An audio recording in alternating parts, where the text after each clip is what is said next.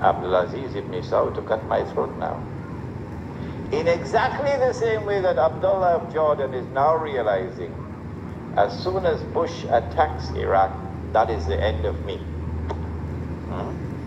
So Sharif al-Hussein decides 4 days later, on the 7th of March 1924, to claim the Khilafah for himself. But when you're a client state of Britain, you can't do that. You have to first apply to the British government for permission to become the Khalifa. He didn't do that. As soon as Sharif al-Hussein claimed the Khilafat for himself on the 7th of March 1924, you're going to get all of this information in that book which is outside, the Caliphate, the Hijaz, and the Saudi Wahhabi nation state. As soon as he did that, Britain gave the green light to Abdulaziz. Attack. Within 6 months, the Saudi army of Abdulaziz ibn Saud conquered Mekkah. And Abdulaziz and Sharif Hussein packed his suitcase and off he went. British took him away. This one the Americans will take out of Jordan. And so Abdulaziz ibn Saud is now in control of Mekkah and eventually Medina. It's a Saudi Wahhabi alliance. Does he claim the Khilafah for himself now? No. What he does is, as soon as he enters Mekkah in 1924 October, Abdulaziz ibn Saud makes a proclamation, and they're going to hate me for revealing this to you, because nobody remembers it now. The proclamation which he makes is that this land belongs to the entire Ummah. This land belongs to the entire Ummah. I wonder how a Pakistani or a Bengali Muslim would feel when he hears that, and he's been rounded up like dogs, stray dogs, and put on trucks because he's overstayed his visa, while white-skinned Americans and British are treated like princes in the Holy Land. How would a Pakistani or Indian or Bangladeshi feel? This land belongs to the entire Ummah. And it is for the Ummah, not for Abdulaziz ibn Saud, for the Ummah to establish the government which will rule over this land. That is his proclamation in 1924. But in cricket it's called playing for time. He did this because in April of 1924, Al-Azhar University had responded to the Turkish abolition of the Khilafah. What did they do? Al-Azhar University declared that this was bid'ah and haram to abolish the Khilafah. And therefore we must respond to it. And the response of Al-Azhar is that we must have a mu'tamar, a conference, which would meet and which would appoint a new Khalifa. As soon as Al-Azhar issued this proclamation, you could see how Britain was trembling. The British government can't digest their food now. They've got to plan some counter strategy to the initiative of Al-Azhar University. The counter strategy is that Egypt is itself not a free country. It may appear free, but Britain really has control over Egypt. So Britain puts pressure on King Fuad, the father of King Farouk. You're too old to hear about it. You're too young to know about this. And King Fuad is now putting pressure on Al-Azhar to hold back on this conference.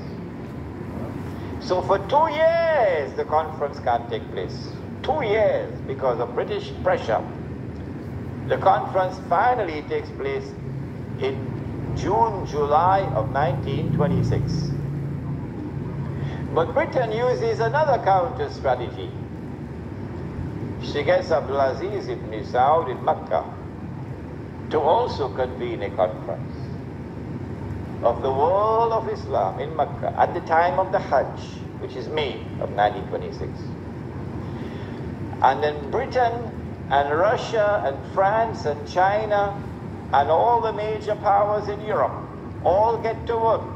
Massive intervention in the affairs of the world of Islam to ensure that the Cairo conference does not succeed in winning a representative gathering, and that the Mekkah conference gets all the Muslims attending it. And they succeeded. The Cairo conference, organized by Al-Azhar University, becomes an essentially Arab conference, because non-Arabs are hardly present. The conference met. The conference decided that the Khilafah was an essential part of the deen, that it was bid'ah and haram to abolish it, that the Khilafah must be restored, but we don't know how to do it. So let's go back home and come back after 1 year. That was the decision. We don't know how to do it. But in Mekkah, you had the most successful representation of the entire world of Islam, because Britain really went to work on it. This conference is now convened, but strangely for the Wahhabi movement. Strangely for the Wahhabi movement, which is a religious movement, which declares that it is bringing back the original Islam and removing all the extraneous things which had been added, and cutting out all the shirk. So this is the rare Islam. Well, then how come you don't even have the subject of the Khilafah in your agenda for your conference?